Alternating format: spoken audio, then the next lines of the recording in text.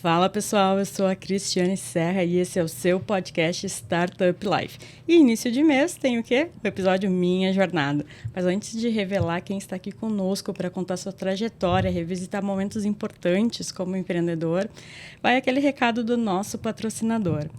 Para quem está começando ou já está no caminho há muito tempo, o Asas está aqui para ajudar a simplificar a gestão financeira da sua empresa. Crie cobranças, gere notas fiscais e antecipe seus recebíveis de forma simples e sem mensalidade. Acesse asas.com. Lembrando que Asas se escreve A-S-A-A-S e conheça a conta digital completa para a sua empresa. Então, dado o recado do nosso patrocinador, agradecer muito Asas pela companhia em mais um episódio. Chegou a hora de revelar quem vai contar a sua trajetória hoje nesse episódio. Seja muito bem-vindo, Bruno Bastos, que é diretor executivo da AGS. Muito obrigado, galera, aí, pela oportunidade de estar aqui representando o ecossistema das startups, não somente a AGS, para falar um pouquinho da trajetória da AGS, da minha pessoal e também do que a gente vem fazendo por aí para ajudar a galera. Bruno, a gente começa geralmente com um momento assim que eu me realizo muito nesse episódio, que é o meu momento Marília Gabriela. Que é uma pergunta mais introspectiva, que o pessoal geralmente fica meio capcioso, assim, mas fica tranquilo que ela não é... Ela, na verdade, faz as pessoas refletirem muito, né? Mas ela é simples. Quem é o Bruno pelo Bruno? Olha só, essa pergunta é extremamente filosófica. Não estava preparado para ela. Eu acho que faz parte também do roteiro, né? O Bruno é um cara curioso. Eu acho que eu estou onde estou por causa disso, por causa da minha audácia em fazer as coisas. Eu sempre digo pra galera que eu sempre fui o cara nota 9 em tudo que eu fiz, desde o colégio, graduação, pós-graduação, mestrado, tô fazendo doutorado agora, porque eu sempre questionei a banca. Eu sempre fui um cara que não aceitava uma resposta por si só. Então, acho que a minha curiosidade despertou talvez em mim o sentimento de ser criativo. E a partir daí eu comecei a interagir melhor. Acho que a gente vai falar sobre isso, mas antes de eu atuar diretamente com inovação, startups, eu sempre trabalhei com consultoria, com governança, né, ajudando empresas, porque eu sempre fui muito questionador. Eu sempre quis ir muito além de uma resposta simples. Sim. Então, acho que eu me defino como um cara curioso, um cara crítico e bastante verdadeiro. A verdade, às vezes, incomoda em muita gente que eu interajo, e talvez seja por essa característica minha aí, que eu também sou respeitado em alguns ambientes aí onde eu interajo. Legal. E agora a gente vai conhecer um pouco mais do Bruno, né? Empreendedor no ecossistema de tecnologia e inovação. E quando, Bruno, tu te deparou, percebeu que tu queria empreender? Bom, eu sempre atuei em negócio familiar. O meu pai é um empreendedor. Ele Veio de família, então. Vem de família. Ele atua no ramo da construção, tem embarcações, ele extrai areia, né, do rio e revende. Então, eu sempre participei junto, né, desde que eu era adolescente, dos negócios. E quando se empreende, quando se está perto de um negócio familiar assim, ainda mais de uma complexidade diferente de um comércio convencional, a gente passa a interagir com atores de diferentes setores, também diferentes áreas, principalmente quando a gente fala de construção, né, de um setor que é bem versátil. Eu acho que a partir daí eu comecei a entender que eu não queria trabalhar de empregado para ninguém, principalmente, acho que duas características que todo empreendedor busca. A gente sabe por dados que não é grana. A maioria dos empreendedores não empreende porque vai ganhar mais, e sim porque tem liberdade e autonomia. Eu acho que esses dois fatores eles contribuem demais para a decisão das pessoas em empreender. A partir daí, é claro que as pessoas descobrem vocação, começam a trabalhar com o que gostam e por aí vai. Então, eu acho que desde os 16 eu comecei a entender, não, quero ter meu negócio em algum momento, ou vou tocar um negócio familiar, ou ter um negócio paralelo. Com 19, 20 ali, eu já estava concluindo a faculdade, né? Me formei em administração e comecei a atuar com consultoria para empresas que Sim. eu já tinha uma certa familiaridade, porque eram parceiras assim do negócio familiar. Foi teu primeiro negócio, então? Foi o primeiro negócio, a consultoria, que é do mesmo nome que é atual, né? Mas teve um rebrand e depois para inovação, que é algo mais atual. Mas aí eu já estou com quase 8 anos trabalhando como empreendedor, né, de uma de uma empresa, né, voltada para inovação, mas antes eu atuei com gestão empresarial para empresas tradicionais, focada na sucessão. Então, a galera que estava ali recebendo um negócio familiar, eu ajudava nesse processo aí de, a partir de agora, quem vai tomar as rédeas sou eu, né? Não é mais o meu tutor, não é mais o meu pai, não é mais o meu... a pessoa né, que me cedeu, concedeu essa empresa. Então, a partir de agora, eu tenho que ter uma mentalidade diferente da que eu tinha.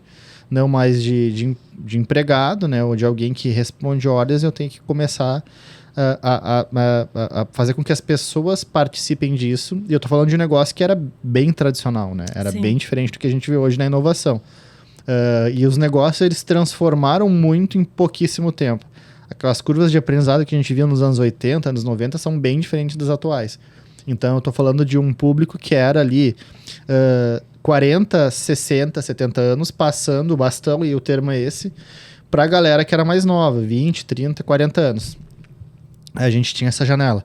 E os negócios eram bem diferentes, porque eu vim aqui para falar também de startups, né? Então é uma correlação interessante de se fazer, principalmente pelo uma palavra que se utiliza muito, que é o mindset, né? A cultura de inovação nas startups já nasce nela, já nasce com ela, e a startup ela transforma a empresa por conta disso. Mas a empresa tradicional, principalmente quando a gente olha para a indústria e para o serviço, mais industrial mesmo assim, mais chão de fábrica, ainda é bem patriarcal, bem tradicional. Sim. Aos poucos ela vem se transformando, mas a minha origem é daí. Legal. E quando que a tecnologia entrou na tua vida profissional e pessoal, né? Porque a gente não tem como separar as duas coisas. Boa. Eu acho que foi durante o mestrado que eu comecei em 2018. Então, já tem aí 6 anos, né? Em 2018 eu comecei a me interessar por coisas que eram ligadas à inovação, principalmente porque tinham disciplinas que eram de inovação aberta. A partir daí, eu interagi com algumas empresas que antes faziam bastante conteúdo. Eu não sei se dá para dizer os nomes das empresas aqui. Pode. Tá tranquilo? A Startse fazia muito conteúdo, então eu me lembro que tinha algumas pessoas aqui que representavam a Startse. E comecei a ver alguns cursos que eram gratuitos, inclusive eles começaram a frequentar a universidade também. Acho que tinha alguns alunos que participavam ali de algumas cadeiras eletivas. E com isso eu me interessei um pouco mais pelo assunto. A partir daí, eu fui a alguns eventos, quando surgiu a AGS, né? Eu vi que tinha um evento da AGS em 2018, segundo semestre de 2018. E para quem não sabe, a AGS, e não é do Rio Grande do Sul, de repente, né? A AGS é a Associação Gaúcha de Startups. Isso aí, que tá no meu boné aqui. Esse logo aqui vocês vão ver muito ainda, né? Incomodando por aí. A AGS, na época, quem era o presidente era o François, né? O François também é um empreendedor de startup, do varejo. Para quem acha que também um paralelo, o Lion, né, que é o fundador da Silva Lopes, é um dos fundadores da AGS também, lá em 2015, já se vinha entendendo que tinha alguma coisa que estava surgindo, que era startup no estado com mais frequência, com mais recorrência, e uma galera, né, 12 empreendedores decidiram fundar uma associação que viria ter como objetivo defender os interesses, sejam eles quais fossem, dos empreendedores de startup. Então, em 2018, ali eu comecei a interagir na inovação, comecei a me interessar cada vez mais, e eu acho que em 2020, ali 2019, 2020, eu transformei a minha empresa, né, a minha principal empresa, que é de consultoria, para atender startups. Eu acabei pivotando... Então, nesse período todo, tu continuava com a consultoria, aquela tradicional... Isso aí. Até que 2020 tu pivotou. Isso aí. Acabou que eu pivotei dentro do meu cliente, mas permanece sendo a startup também, mas eu mudei um pouco a fase dele, as características, mas ainda é startup. Então, já há 5, 6 anos, eu atuo diretamente atendendo startups, né? Agora o setor, a tese para elas é similar, mas eles estão captando ali o que é o seed capital, né? Que é 1 milhão a 10 milhões aí no Brasil, né? Essa rodada de investimento. Legal. E antes tu falaste sobre o mindset, sobre essa diferença bem gritante, a gente pode dizer assim, né? De como funciona uma startup, como os processos se dão e a velocidade com o meio tradicional. Como é que foi para ti, quando tu pivotou, quando tu transformou isso, dentro da tua consultoria, como é que foi? Bom, são clientes completamente opostos, né? Eu comecei atendendo o cara que tinha uma ideia para ter, né, todos os desafios que se tem no início, que é de validar essa ideia, né, de tentar propor uma solução, a partir daí um MVP. Eu acho que a galera deve estar acostumada, né, o público do podcast deve estar acostumado com os termos, então é o cara que está iniciando mesmo, ou que já tinha uma ideia, né, construída, né, ou semi-construída, ou queria ter uma startup. Então era esse cara, eu comecei atendendo esse empreendedor, que é bem diferente do empresário, né, de 50 anos, 60 anos que eu atendia, normalmente já no final de carreira, que ia passar o bastão para o seu filho, para o seu sucessor, né, seja ou não parentesco direto. Então, a venda era diferente. Eu usava terno, né? Não usava gravata, mas usava terno. Tinha que me comportar dessa forma, porque normalmente eu ia no escritório formal, tinha que marcar uma hora. Sim. Eram só reuniões presenciais. Eu não tinha o alcance de atender outros estados, né? Não fazia videochamada. Não tinha isso, né? Eu tô falando de poucos anos aí para trás. Então era tudo muito formal, né? Eu marcava no escritório do empresário, na empresa normalmente, tomava um café, explicava como que era o processo, quanto tempo ia durar, quais seriam as características, que pessoas que eu precisava do time que participassem, como que seria aquele, né, o escopo inteiro do projeto, que ia durar 2, 3 anos, né? Porque é um processo longo. Sim. De sucessão, não é fácil. Principalmente porque eu atendia só empresas gaúchas. O empresário gaúcho, ele é mais reticente com isso, né? Com passar de fato, vou transferir a empresa para um sucessor. Como que isso se dá? Às vezes a empresa não tinha nem processo pronto, não tinha nenhum tipo de governança. Existia, mas ela não era estruturada. Então, antes de se falar em sucessão propriamente, tinha que construir o processo. Sim. Então acaba que isso gerava alguns entraves ali, principalmente de comportamento, porque normalmente o sucessor, o filho, ele pensa diferente do pai, ele quer fazer coisas diferentes. Sim, por mais que o negócio continuasse numa linha, digamos, tradicional, já tinha esse conflito de gerações, né? Com certeza, e é uma coisa que a gente vai ver, está vendo e vai ver muito, cada vez mais. Eu acho que é um dos top 3 assuntos mais importantes para a gente prestar atenção para esse ano, que é os desafios intergeracionais. Acho que são coisas aí que estão cada vez mais latentes. Antes se falava disso mais afastado, mas hoje tem se tornado potenciais problemas que dá pra gente remediar, inclusive criar aí mecanismos de melhoria, mas talvez as empresas, startups mesmo, as startups estão se tornando tradicionais também. Eu acho que é uma outra coisa que a gente pode discutir depois. Mas foi aí. Então eu passei a atender esse cara para o momento onde eu entendi que não precisava mais usar terno. Eu tô aqui de camiseta, calça jeans e tênis e boné, como eu tô sempre. Então, hoje não importa quem eu atenda, se é o... hoje, até esse cara agora tá mais flexível. Né? Se eu fosse atender, que eu não atendo, mas ainda me procuram para isso, não tem problema eu estar do jeito que estou. Porque o pessoal sabe que é inovação, então eu não vou atender mais para governança tradicional, vou atender com um viés de inovação, uma característica Lean, né? Que as startups têm. Então, são opostos aí que realmente fizeram com que eu conseguisse ser mais flexível, até desde o jeito que eu me visto, até o jeito que eu me comporto também verbalmente. Legal. E como foi o desafio, assim, de captar esses clientes novos, né? Porque tu vinha já numa crescente de anos ali trabalhando com o mesmo tipo de cliente e agora, claro, tu teve aproximação, como tu falou, que acredito que tenha ajudado muito na questão ali da AGS, de estarem em locais que muitos desses possíveis clientes estavam. Mas como foi esse desafio? Bom, começa que o cliente tradicional não vinha nem pela internet, era normalmente boca a boca, né? Sim. Eram reuniões, eu atendia um cliente, aquele cliente falava bem, né? E consequentemente no setor o nome começava a circular para aquele serviço específico, ou em eventos que eram só presenciais, Sim. que eram mais tradicionais, cartão, né? Tinha cartão ainda, o cartão funcionava. E era assim, né? Explicava, não tinha nem ideia de pitch, explicava mesmo numa reunião o que se fazia, como que atendia e tudo mais. do outro lado a gente tem a internet, tem a escala, né? Tem os sites, redes sociais que ajudam a captar leads. Com a minha participação na GS, eu pude ser conhecido no Brasil. E a partir daí, também fora.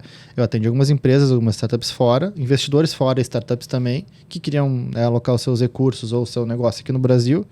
E o oposto também tem acontecido. A galera que quer ir para fora, que está no Brasil, quer ir para fora começar o mercado internacional. Então, são características de clientes bem diferentes, o comportamento deles por si.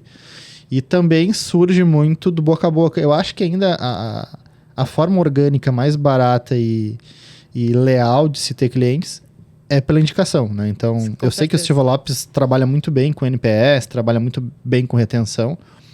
E eu acho que isso daí é o que mais faz com que a gente tenha melhores e mais clientes. E eu até diria que o boca a boca ele teve algumas... Não é transformações, mas algumas adaptações, né? Porque na internet, ali, quando a gente vê uma recomendação de algum serviço ou um produto, ou a gente vê, por exemplo... É um comentário. É um comentário. A gente vê ali o perfil de uma loja, de um serviço numa rede social, como o Instagram, e tu vê que alguém segue aquilo. Bom, se o fulano segue, então eu vou me encorajar e vou... até pro iFood, né? Eu sou um cara que avalio ali, vejo a pontuação, né? Vejo quando que foram as compras, que tipo de comentário tem ali. É claro que hoje em dia tem como burlar algumas coisas, né? Sim. A gente sabe que tem ali o hater que vai ali do concorrente, coloca alguma coisa que não é legal, baixa a nota, enfim. Mas ainda serve como uma forma de tu medir ali se é bom ou não. E quais outros desafios tu enfrentou como empreendedor? Olha só. Bom, eu acho que essa transformação do negócio acaba sendo um desafio, porque tu tira... eu tenho mais de um negócio, mas o meu negócio principal... Os outros são ligados à tecnologia e inovação também? Não, eu já tive negócio de software, não rendeu, já tive startup, já errei também, fracassou, eu acho que é do jogo. Meus outros negócios são ligados à construção, então imóveis, compro, construo, vendo, transaciono imóveis no geral, comercial e também para pessoas físicas residirem, mas o que eu mais tenho energia hoje é a consultoria, é o que me dá a renda ativa diretamente. Eu acho que quando tu tira os ovos de uma mesma cesta e tu diversifica, é mais assertivo, sempre, né? Há quem diga que não, mas de forma geral, eu acho que tu reduz o risco, né? Quando tu foi uma decisão onde, beleza, eu vou parar de atender essas pessoas, eu tive que atender clientes de forma simultânea durante 1 ano, mais ou menos, porque eu tinha carteira ainda, né, de clientes antigos. Sim. E eu precisei avisar essa galera, não vou mais atender esse tipo de negócio, estou indo para cá. E a galera perguntava, por quê? Não estava dando certo? Tava dando certo, mas eu entendi que talvez não fizesse mais sentido para mim. Então acaba que eu fiz um rebranding, né? A galera que for olhar minha marca, que era antiga, ela tinha uma conotação mais ligada para formalidade, não tem nada de inovação, né? Então eu não falava em inovação no negócio. Sim. O máximo talvez pudesse ser um ISO ligado à inovação, porque a pessoa precisava adequar aquilo num processo para ter mais competitividade. Mas quando a gente faz um rebranding total, mudando tudo, mudando a logo, mudando a característica do cliente final, os produtos, primeira coisa que o cliente associa, beleza, eram sócios, brigaram, né? Um ficou com uma marca, outro ficou com a outra, ou, enfim, houve uma ruptura, mas eu acho que isso daí acabou sendo difícil. A pandemia também, né? A pandemia trouxe diversas dificuldades, porque eu sempre tive mais força atendendo de forma presencial, né? Até pelas minhas características de comunicação e tal, acho que passa mais seriedade. Aí, claro, a pandemia é impossível, né? E eu me encontrei muito bem também na pandemia. Consegui atender clientes de fora, né? Do raio de atuação, digamos assim. Posso pegar o carro e a gente está aqui no Rio Grande do Sul, em Porto Alegre, né? Para mim é tranquilo viajar 2, 3 horas de carro, atender alguém e voltar. É tranquilo para mim. Mas possibilitou atender clientes de São Paulo, do norte, do nordeste do país, que a gente está falando de 5, 10 mil quilômetros, né? Sim. inviável inviável para ir fazer um bate-volta, até economicamente caro para fazer uma reunião, né? Enfim. Sim. E também de fora do país. Então, eu acho que adequar a ferramentas digitais, a utilizar a internet, aí, os canais para atender mais clientes também foi um desafio. Então, né, tanto o rebranding, a transformação do negócio, quanto acho que a adequação para o digital, né, foram, acho que, um dos maiores desafios que eu pude ter, assim, nessa nova jornada de consultoria.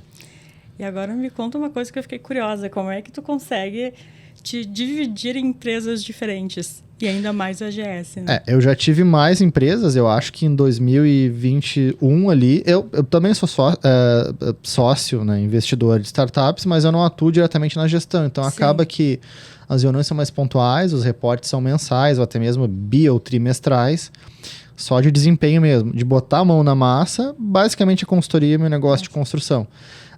Mas eu já tive outros CNPJs ao mesmo tempo, os quais eu era até administrador e, claro, né, algumas coisas se desequilibram no corpo, né? Sim. Tanto mente quanto físicas. E é difícil, né? É difícil porque a AGS também ela ocupou um espaço bem importante na minha vida pessoal e profissional. E eu tentei ser o mais presente possível, né, na gestão a qual eu fui presidente, que foi 2021, 2023. E tiveram diversos desafios. Tanto que na AGS, né, nós somos todos voluntários, é uma instituição sem fins lucrativos, feita por empreendedores, pessoas que estão ali que conhecem, né, de fato, os desafios de se empreender, pessoas que têm ou estão tendo sucesso. Então, acho que essas pessoas têm um pouco de propriedade para ser mentoras, têm um pouco de beleza, eu passei por isso, eu sei como te ajudar. Então, essas pessoas elas fazem parte da diretoria da AGS. Não foi fácil, até porque eu acho que a gente entrou num momento de ecossistema onde surgiram muitas coisas acabaram surgindo nesses últimos 3, 4 anos. Que, claro, né, ajudaram a AGS a se catapultar, porque inovação se tornou uma palavra hypada, né? Sim. Eu acho que em qualquer setor hoje, seja público, privado, nas universidades, se a gente falar de quádrupla hélice, né, que nada mais é do que isso, mais a sociedade civil organizada, que a AGS é uma empresa que veio disso. Sim. Inovação tem tudo. Eu acho que deve aparecer inovação todos os dias na Zero Hora, que é o nosso jornal local aqui, né? Independente do contexto, independente do segmento, do setor, deve aparecer. E a gente surfou essa onda e a AGS conseguiu se lançar em diversas ações, né? Tanto locais, municipais, estaduais e também nacionais. E claro, né, tem o desafio da gente estar participando junto com atores que estão recebendo ali, que são core business, e a AGS acabava sendo o side business, né? Acabava sendo o negócio. Beleza, somos empreendedores, quando a gente tiver tempo, a gente vai lá e toca a AGS. Participa das ações. Então, nos colocou em evidência em muitas áreas. Nos trouxe muitos novos associados, startups associadas, porque acabou que a gente fazia diversas conexões que ajudavam de fato os empreendedores. Sim. Não só levando benefícios para eles, porque o benefício acaba sendo um atrativo. Um atrativo, uma isca, né, para convencer o cara para ele participar da associação, mas a gente também entregava eventos, entregava conexões valiosas, tanto com empreendedores entre si, quanto empreendedores e investidores, e também participando de digitais ou de eventos. Mas também eu acho que quando a gente fala de conexão, não é simplesmente apresentar uma pessoa para outra, é fazer aquilo valer. Então, Sim. A gente conseguia ter bastante profundidade, porque a gente acabava conhecendo muita gente e, de fato, se tornava especialista em conectar as pessoas e ajudar, de fato, os empreendedores a sair daquele lugar. Sim. O objetivo é, tu tá com desafios aqui agora, o que tu precisa para te ter um próximo passo, para te tomar uma decisão mais acertada. E acho que foi por aí. E tu falou que tu conheceu, né, o mercado de tecnologia e inovação muito em função ali que foi quando tu conheceu a AGS, quando tu foi em alguns eventos. E desde esse momento, tu tinha vontade de fazer parte da associação, de ajudar os outros? Como é que foi isso? Assim, como é que é o Bruno ajudando a fomentar o ecossistema? Boa. Eu sempre fui envolvido em causas sociais, desde onde eu vim, na Ilha da Pintada, né? Sou da Ilha da Pintada. É um bairro de Porto Alegre, não é um município, mas é um bairro de Porto Alegre. Então, tudo que tinha que procurava ajudar as pessoas, é claro que inovação a gente está falando de um contexto específico, né? Mas eu me envolvi no Grêmio no colégio, me envolvi em grupos onde buscava ajudar outras pessoas, seja com aulas, seja com cursos extra, a melhorarem ali o seu desempenho. Sim. E a GS não foi diferente, eu entendi que aquilo fazia sentido para mim naquele momento, vi que existia espaço para voluntariado. E é claro que quando a gente fala de voluntariado, a gente entra numa discussão assim, a parte muito legal, mas que também é muito desafiador, porque a gente tem que mobilizar pessoas que participam daquilo, né? Claro que algumas pessoas têm interesses econômicos naquilo, tem outras pessoas que têm interesses sociais, seja por propósito, seja, enfim, geração de impacto, aí não dá para entrar em, né, uma ou outra, mas a gente tem diversas pessoas que têm seus interesses pessoais ali. E o voluntariado é isso, é administrar isso da melhor forma possível para que a pessoa consiga entregar. Não utilizar o canal, seja a AGS ou seja qualquer um, como um trampolim, né, para se promover e depois sair e nunca mais dar as caras, porque acontece, né, não só nesse caso, mas em outros também. Mas as pessoas estarem ali por algum propósito, algum objetivo específico. E acho que a gente tentou fazer isso. Acho que os guris que fundaram lá na época, né, em 2015, ano que vem a GS faz 10 anos, né? Então, um movimento que parte de empreendedores tendo esse desafio de associar startups e levar aí diversos benefícios, sejam eles mais tangíveis ou intangíveis, durante 10 anos por empreendedores que não recebem nada e estão ali só por propósito, é muito desafiador. E nessa trajetória a gente pôde ver que cada vez mais a gente tem alcançado esse objetivo, né? Tanto é que a gente só aumenta o número de associados, a gente só vê que as startups estão cada vez mais engajadas, não só no estado, né? Mas também no Brasil, a participarem do ecossistema.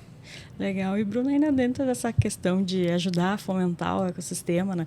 Tu tem bastante experiência em eventos, e daí a gente tem aqui também um que tu participou da organização, que é a South Summit, que acontece agora, South Summit Brasil, que acontece agora nesse mês de março, novamente em Porto Alegre. Conta pra gente também como é que tu foi para esse lado também de produzir eventos. Bom, a GS me deu uma bagagem bem grande, bem vasta para eventos. Se não me falha a memória, eu já organizei mais de 300 eventos pela GS. Sejam eventos para 20 pessoas ou para 300 pessoas, né? O South Summit tomou uma proporção gigantesca, nunca antes vista para nós gaúchos aqui em Porto Alegre, né? E foi um desafio porque, embora o evento já tivesse uma validação na Espanha, ele é de Madrid, né? E ele surgiu 12 anos atrás, bem na época onde a Espanha passava por uma crise econômica, né? Então, mais ou menos na mesma época ali do Web Summit, que é de Lisboa, em Portugal, a gente tem Madrid na Espanha, né? São cidades bem próximas até, são países que são... fronteiriços. Sim, eles são um do lado do outro, né? São bem na porta de entrada da Europa. Então, eles vieram também com esse mote de inovação. Tipo, o que é isso, né? A gente está falando também de países tradicionais que não tinham conectividade com tecnologia na época. Embora a gente está falando de Europa, né? Que está à frente embora seja o velho continente, está à frente do Brasil em diversos aspectos. Mas são dois países bem tradicionalistas. Bem, claro. São países que acabaram que também... São países pequenos, né? A gente tem que levar em conta isso. Às vezes, geograficamente, a estatística acaba não sendo tão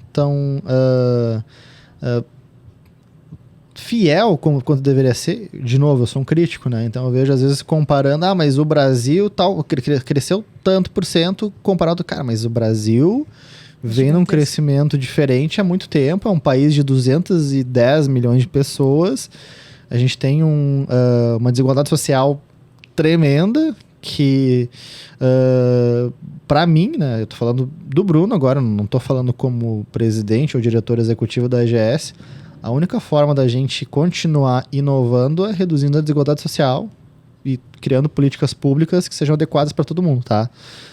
Não é só através de empreendedorismo, é outro passo mais à frente. Sim. Que também vai contribuir se a gente tiver educação de qualidade, enfim, na base.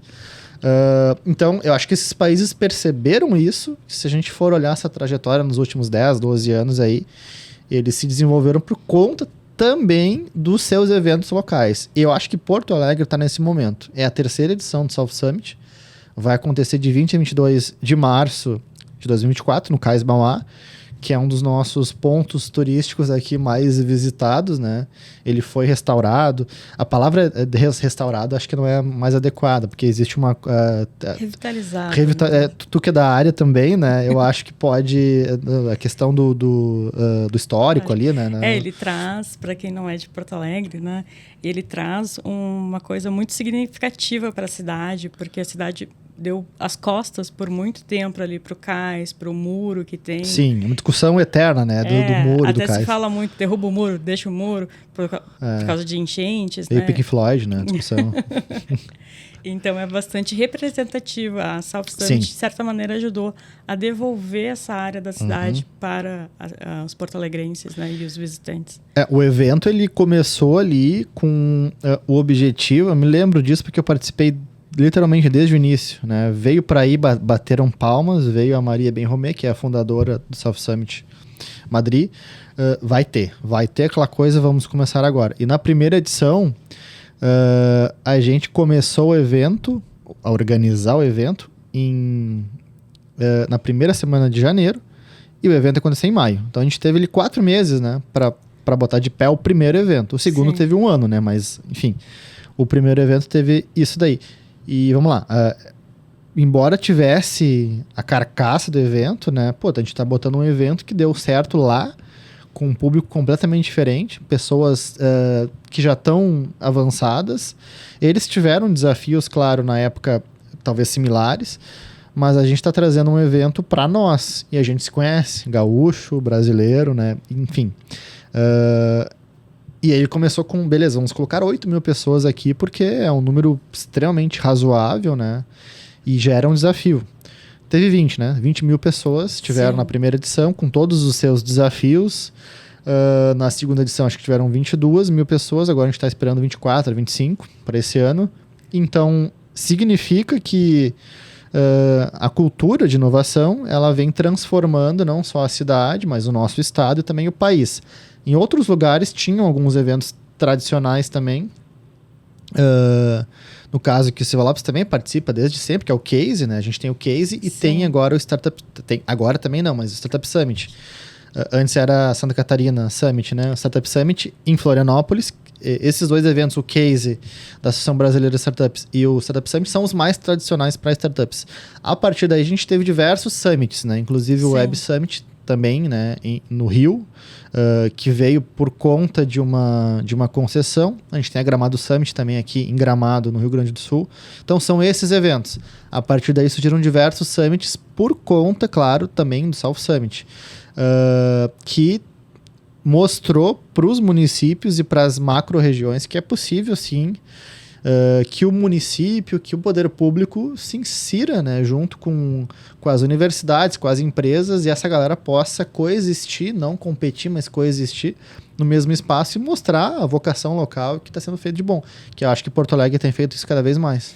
Eu acho que uma das principais heranças, e daí que ainda está acontecendo, né? A gente fala que a herança é uma coisa passada, mas uma das principais... os principais presentes, a gente pode dizer assim, então, que a South Summit traz para Porto Alegre e para o país, de um modo geral, é conectar mais a população com o mercado de tecnologia e inovação.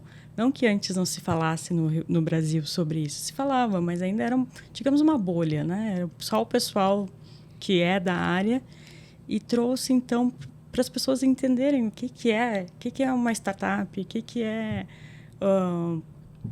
como é que se desenvolve, as metodologias que utiliza. Isso não era palpável para a comunidade em geral. Sim. Chegou o momento onde as pessoas aleatórias sabem o que é o South Summit, né? Sabem o que é e dizem, vai acontecer aquele evento de novo no CAIS, tal, tá participando. Sei que teve gente que já me perguntou se vai ter de novo. Sim, se vai ter de novo, o evento vai ter 2026 e tal. Então, e são pessoas que não têm nenhum tipo de ligação com startup, com inovação, pessoas que trabalham em coisas que nem se fala disso onde elas trabalham. Significa que está ultrapassando isso da bolha, né? Claro, quando a gente fala de coisas que às vezes parecem comum só para nós e as pessoas não entendem o que é, significa que a gente está numa bolha. Não, a gente vê que o Estado já consegue comunicar o South Summit e cada vez mais pessoas, não quer dizer que todo mundo do Estado vai... Pô, mas a gente tem um número relevante de pessoas participando que já sabe o que é. É aquele evento de inovação no CAIS, né, que teve ano passado. Então, já é comum para diversas pessoas, não arrisco a dizer um número, todo mundo sabe, não sei. Mas, olha, eu vou dizer que já tem uma parcela muito maior do que metade da população, falando do nosso estado, claro, que sabe o que é. Pessoas vêm do interior, missões do interior para o evento, porque o evento ele realmente tem esse... é uma plataforma que conecta startups, empresas, o poder público participa diretamente como co-realizador, mas, claro, leva ali também o Venture Capital, né? Os fundos de investimento, os investidores de startups, que de fato ajudam a aumentar a densidade, né, das startups e gerar cada vez mais valor para a população. Mas olha, vocês fizeram um trabalho... Falou 4 meses, eu fiquei chocada da primeira edição. Foi um desafio. Né? Porque eu tive o prazer, posso dizer assim, de participar da organização da Copa do Mundo em Porto Alegre, né? Na época eu trabalhava no órgão público da Prefeitura de Porto Alegre e a gente levou 4 anos, pelo menos, para conseguir botar de pé Não chegou em 4 meses, porque eu me lembro que já arrancou em 100 e poucos dias. Faltam 100 e poucos dias, então, né, se tu for pensar, são menos de 4 meses. E um evento de um porte grande, assim, é trabalhoso. E a Copa também foi violenta, né? Porque a gente teve... na verdade, mexeu com todas as áreas da cidade, né? Com todos os setores da cidade. Assim como a South Summit. O South Summit a gente teve ali, se não me engano, me falha a memória, esse ano, 2.050 startups que se inscreveram para a competição de 81 ou 82 países. Então a gente vê que, diversos empreendedores de vários lugares do mundo, quase metade dos países do mundo, né? A gente tem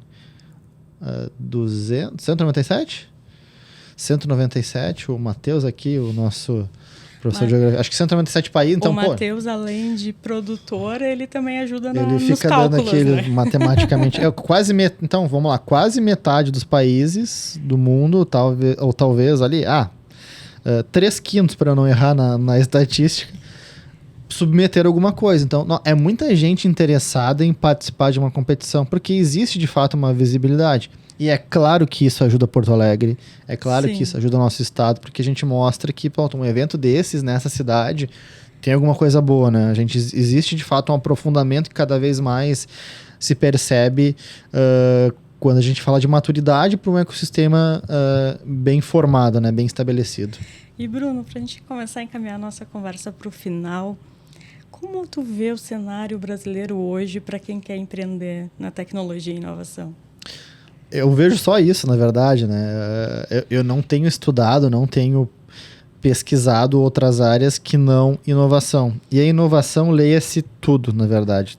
Tudo que é ligado a... Se alguma empresa faz alguma coisa que é inovadora, já entra no que eu consumo. Eu acho que é isso. Não tem como empreender em outra coisa.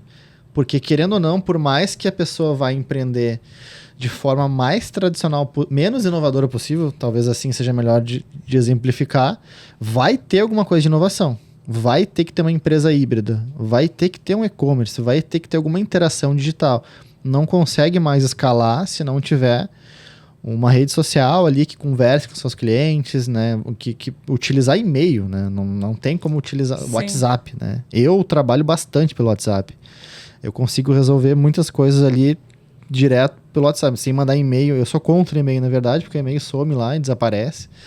Então, eu acho que primeiro tem que ter essa mentalidade já para inovação, seja qual área, qual setor.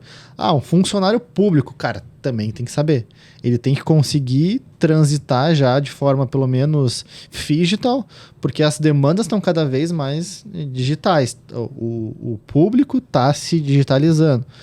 Então, acho que entender isso é fundamental, independente de qual seja a área ou a função que a pessoa vai ter. Pode ser funcionário público, pode empreender numa empresa tradicional, pode ser empreendedor de uma startup, pode ser empregado de uma empresa local ou multinacional. Essa mentalidade inovadora é necessária.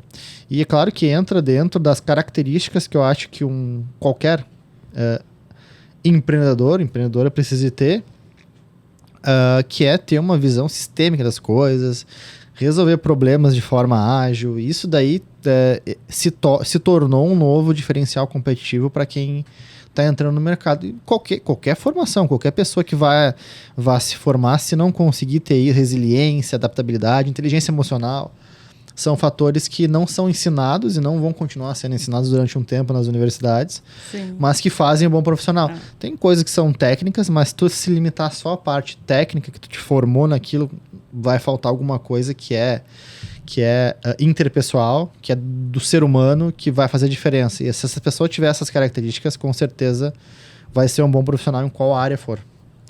Bruno, muito obrigada pela tua companhia aqui. Com certeza nossos ouvintes tiveram muitos insights ao longo da nossa conversa. Tem uma trajetória muito rica. Muito obrigada, realmente. Agora também a gente abre espaço para você deixar suas considerações finais, deixar contatos. Esse é o momento do jabá. Boa, então agradecer ao pessoal do Silva Lopes aí pela oportunidade. Sempre disponível para estar compartilhando aí, seja a trajetória pessoal ou profissional, para ajudar aí a galera a se encontrar. AGS nas redes sociais, somos AGS, pode entrar em contato com a gente, pode chamar no inbox lá que alguém vai chamar, né, vai responder aí. Acho que é isso, se conectem com a gente, procurem saber o que a gente faz e com certeza a gente está sempre abertos aí a discutir sobre inovação, tecnologia, empreendedorismo e ajudar os empreendedores a terem sucesso na sua trajetória. E Bruno, também como forma de agradecimento aqui no nosso podcast, a gente tem um mimo do nosso patrocinador, o Asas. Então, muito obrigado realmente a participação. Vou te falar que esse mimo aí, olha, dá inveja aqui na apresentadora. Posso abrir aqui? Pode. Opa, então vamos lá. Olha só. Muito legal. Um copão, agora que eu tô mais saudável, tomando bastante água. Para se hidratar bastante esse calor que tá fazendo em Porto Alegre. Olha só, mas veio bastante coisa, hein? Para anotações, as melhores ideias vão ser escritas aqui. E é isso? É isso. Muito obrigado. Muito obrigado também ao nosso patrocinador, o Asas. Lembrando do recado, para quem está começando a empreender ou já está nesse caminho há muito tempo, o Asas está aqui para ajudar a simplificar a gestão financeira da sua empresa. Crie cobranças, gere notas fiscais e antecipe seus recebíveis de forma simples e sem mensalidade. Acesse asas.com. Lembrando que o Asas se escreve SAAS e conheça a conta digital completa para empresas. Agradecer também a companhia de quem está nos assistindo e nos ouvindo e até o próximo episódio.